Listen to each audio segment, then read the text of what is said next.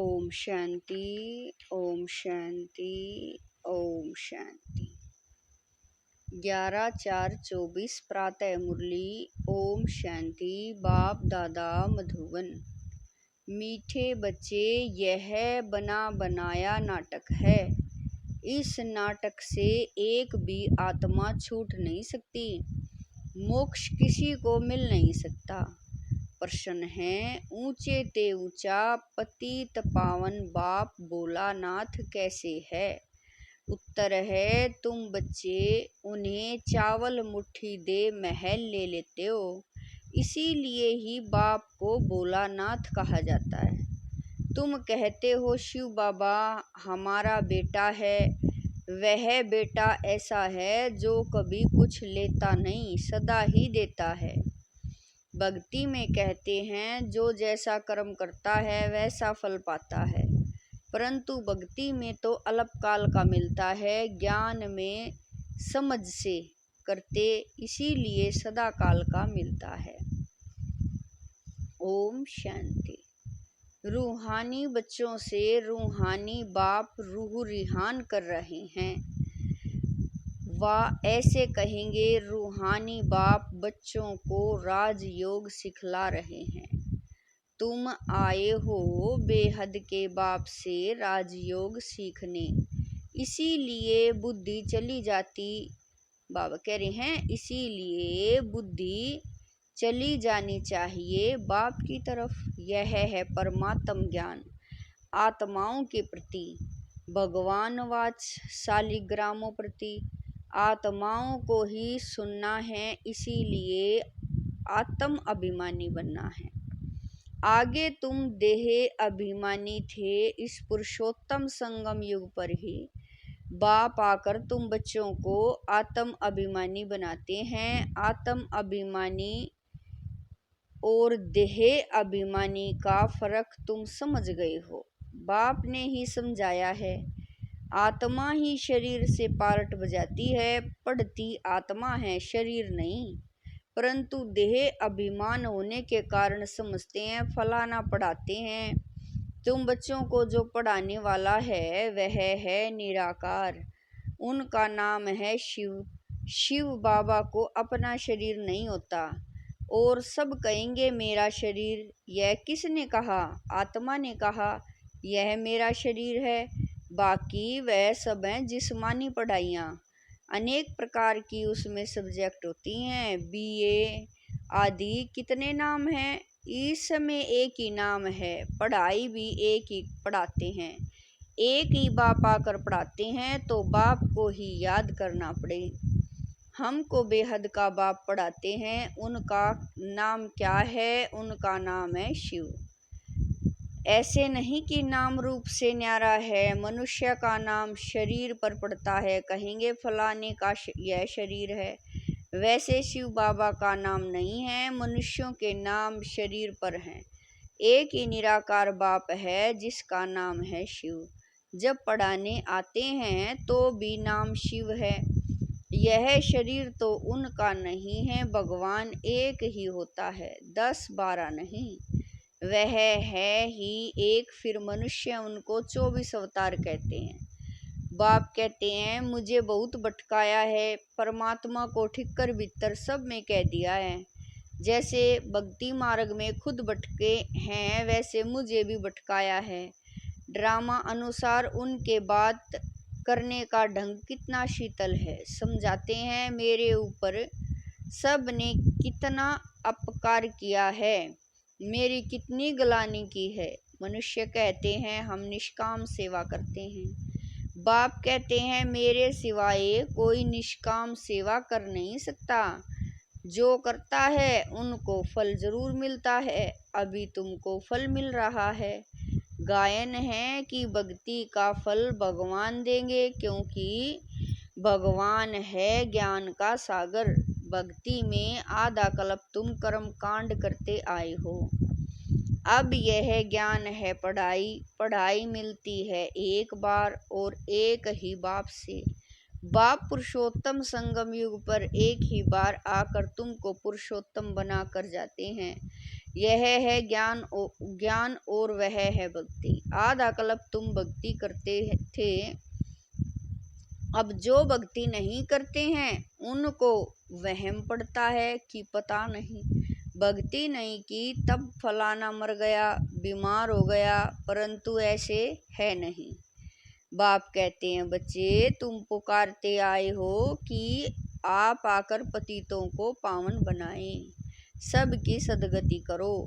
जो बाबा कह रहे हैं, तो अब मैं आया हूँ, भक्ति अलग है, ज्ञान अलग है। भक्ति से आधा कल्प होती है रात, ज्ञान से आधा कल्प के लिए होता है दिन। राम राज्य और रावण राज्य दोनों बेहद हैं, दोनों का टाइम बरोबर है। इस समय भोगी होने कारण दुनिया की वृद्धि जास्ती होती है, आयु भी कम होती है। वृद्धि जास्ती न हो उसके लिए फिर प्रबंध रचते हैं। तुम बच्चे जानते हो, इतनी बड़ी दुनिया को कम करना तो बाप का ही काम है। बाप आते ही हैं कम करने, पुकारते भी हैं, बाबा आकर अधर्म विनाश करो, अर्थात सृष्टि को कम करो। दुनिया तो जानती नहीं कि बाप कितना कम कर देते हैं, थोड़े मनुष्य रह जाते हैं, बाकी सब आत्माएं अपने घर चली जाती हैं, फिर नंबरवार पार्ट बजाने आती हैं। नाटक में जितना पार्ट देरी से होता है वह घर से भी देरी से आते हैं। अपना धंधा आदि पूरा कर बाद में आते हैं। नाटक वाले भी अपना धंधा करते हैं, फिर समय पर नाटक में आ जाते हैं पार्ट बजाने। तुम्हारा भी ऐसे ही है। पिछाड़ी में जिनका पार्ट है वह पिछाड़ी में आते हैं, जो पहले पहले शुरू के पार्टदारी हैं वह सतयुग आदि में आते हैं। पिछाड़ी वाले देखो तो अभी आते ही रहते हैं, टाल टालियाँ पिछाड़ी तक आती रहती हैं। इस समय तुम बच्चों को ज्ञान की बातें समझाई जाती हैं और सवेरे याद में बैठते हो। वह है ड्रिल। आत्मा को अपने बाप को याद करना है। योग अक्षर छोड़ दो, इसमें मूंझते हैं, कहते हैं हमारा योग नहीं लगता। बाप कहते हैं, अरे बाप को तुम याद नहीं कर सकते हो, क्या यह अच्छी बात है? याद नहीं करेंगे तो पावन कैसे बनेंगे? बाप है ही पतित पावन। बाप आकर ड्रामा के आदि मध्य अंत का राज समझाते हैं। यह वैरायटी धर्म और वैरायटी मनुष्यों का वृक्ष है। सारे सृष्टि के जो भी मनुष्य मात्र हैं सब पार्टदारी हैं। कितने ढेर मनुष्य हैं, हिसाब निकालते हैं। एक वर्ष में इतने करोड़ पैदा हो जाएं, फिर इतनी जगह ही कहाँ है? तब बाप कहते हैं, मैं आता हूँ लिमिटेड नंबर करने। बाबा कह रहे हैं, मैं आता हूँ लिमिटेड नंबर करने। जब सभी आत्माएं ऊपर से आ जाती हैं, हमारा घर खाली हो जाता है, बाकी भी जो बचत है वह भी आ जाती हैं। झाड़ कभी सूखता नहीं है, चलता आता है। पिछाड़ी में जब वहाँ कोई रहता नहीं, फिर सभी जाएंगे। नई दुनिया में कितने थोड़े थे, अब कितने ढेर हैं। शरीर तो सबका बदला जाता है। वह भी जन्म नहीं लेंगे जो कल्प कल्प लेते हैं। यह वर्ल्ड ड्रामा कैसे चलता है, सिवाय बाप के कोई समझा न सके। बच्चों में भी नंबरवार पुरुषार्थ अनुसार समझते हैं। बेहद का नाटक कितना बड़ा है, कितनी समझने की बातें हैं। बेहद का बाप तो ज्ञान का सागर है, बाकी तो सब लिमिटेड हैं। वेद शास्त्र आदि कुछ बनाते हैं, जास्ती तो कुछ बनेगा नहीं। तुम लिखते जाओ शुरू से लेकर तो कितनी लंबी चौड़ी गीता बन जाए। सब छपता जाए तो मकान से भी बड़ी गीता बन जाए। इसीलिए बढ़ाई दी है, सागर को शाही बना दो। फिर यह भी कह देते हैं कि चिड़ियाओं ने सागर को हफ किया। तुम चिड़ियाएं हो, सारे ज्ञान सागर को हफ कर रही हो। तुम अभी ब्राह्मण बने हो, तुमको अब ज्ञान मिलता है। ज्ञान से तुम सब कुछ जान गए हो। कल्प कल्प तुम यहाँ पढ़ाई पढ़ते हो, उस समय कुछ कम जास्ती नहीं होना है। जितना जो पुरुषार्थ करते हैं उनकी उतनी प्रारब्ध बनती है। हर एक समझ सकते हैं कि हम कितना पुरुषार्थ कर कितना पद पाने के लायक बन रहे हैं। सूर्य भाव कह रहे हैं स्कूल में भी नंबरवार इम्तिहान पास करते हैं, सूर्यवंशी चंद्रवंशी दोनों बनते हैं। जो नापास होते हैं वह चंद्रवंशी बनते हैं। कोई जानते नहीं कि राम को बाण क्यों दिया है, मारा मारी की हिस्ट्री बना दी है। इस समय है ही मारा मारी। तुम जानते हो जो जैसा कर्म करते हैं उनको ऐसा फल मिलता है। जैसे कोई हॉस्पिटल बनाते हैं तो दूसरे जन्म में उनकी आयु बड़ी और तंदुरुस्त होंगे। कोई धर्मशाला कोई स्कूल बनाते हैं तो उनको आधा कल्प का सुख मिलता है। यहाँ बच्चे जब आते हैं तो बाबा पूछते हैं तुमको कितने बच्चे हैं, तो कहते हैं 3 लौकिक और 1 शिव बाबा, क्योंकि वह वर्षा देता भी है तो लेता भी है, हिसाब है। उनको लेने का कुछ है ही नहीं।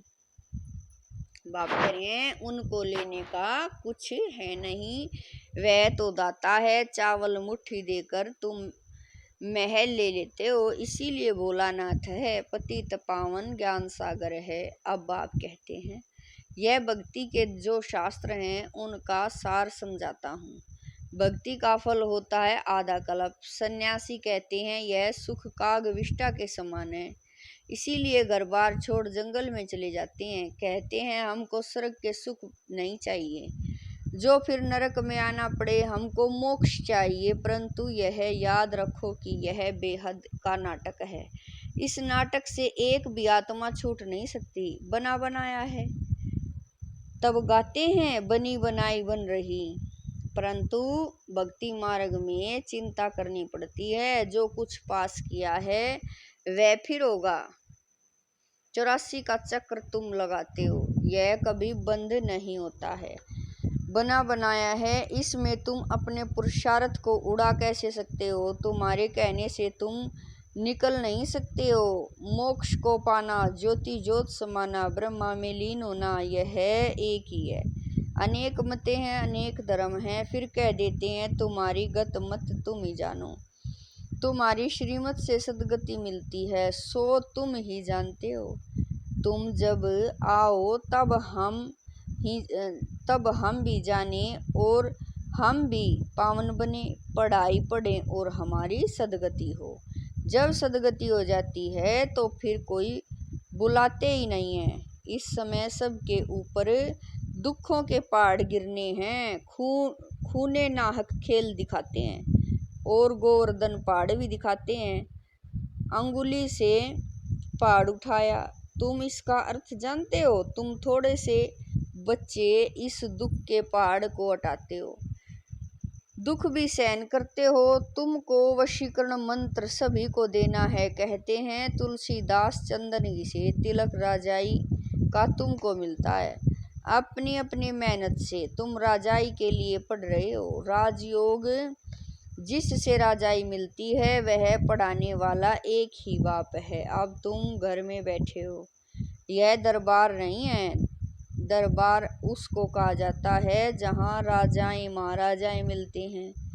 यह पाठशाला है। समझाया जाता है कोई ब्राह्मणी विकारी को नहीं ले आ सकती, पतित वायुमंडल को खराब करेंगे, इसीलिए अलाउ नहीं करते हैं। जब पवित्र बने तब अलाउ किया जाए। अभी कोई को अलाउ करना पड़ता है। अगर यहाँ से जाकर पतित बने तो धारणा नहीं होगी। यह हुआ अपने आप को श्रापित करना। विकार है ही रावण की मत।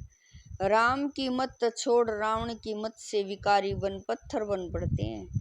ऐसी गरुड़ पुराण में बहुत रोचक बातें लिख दी हैं। बाप कहते हैं मनुष्य मनुष्य ही बनता है, जानवर आदि नहीं बनता। पढ़ाई में कोई अंधश्रद्धा की बात नहीं होती। तुम्हारी यह पढ़ाई है, स्टूडेंट पढ़कर पास होकर कमाते हैं। अच्छा मीठे मीठे शकील दे बच्चों प्रति मात पिता बाप दादा का याद प्यार और गुड मॉर्निंग। रूहानी बाप की रूहानी बच्चों को नमस्ते। हम रूहानी बच्चों की रूहानी माता पिता बाप दादा को दिलवा जान शिकवा प्रेम से याद प्यार गुड मॉर्निंग नमस्ते ओम शांति मेरे बाबा। लाख लाख शुक्रिया मेरे बाबा। धारणा के लिए मुख्य सार है। नंबर 1, वशीकरण मंत्र सबको देना है। पढ़ाई की मेहनत से राजाई का तिलक लेना है। इस दुखों के पहाड़ को उठाने से अपनी उंगली देनी है। नंबर 2, संगम युग पर पुरुषोत्तम बनने का पुरुषार्थ करना है। बाप को याद करने की ड्रिल करनी है। बाकी योग योग कहे मूंझना नहीं है। वरदान है, सेवा में विघ्नों को उन्नति की सीढ़ी समझ आगे बढ़ने वाले निर्विघ्न सच्चे सेवादारी भवै। वरदान है, सेवा में विघ्नों को उन्नति की सीढ़ी समझ आगे बढ़ने वाले निर्विघ्न सच्चे सेवादारी भवै। सेवा ब्राह्मण जीवन को सदा निर्विघ्न बनाने का साधन भी है और फिर सेवा में ही विघ्नों का पेपर भी ज्यादा आता है। निर्विघ्न सेवादारी को सच्चा सेवादारी कहा जाता है। विघ्न आना यह भी ड्रामा में नूंद है। आने ही हैं और आते ही रहेंगे, क्योंकि यह विघ्न का पेपर अनुभवी बनाते हैं। इसको विघ्न न समझ अनुभव की उन्नति हो रही है।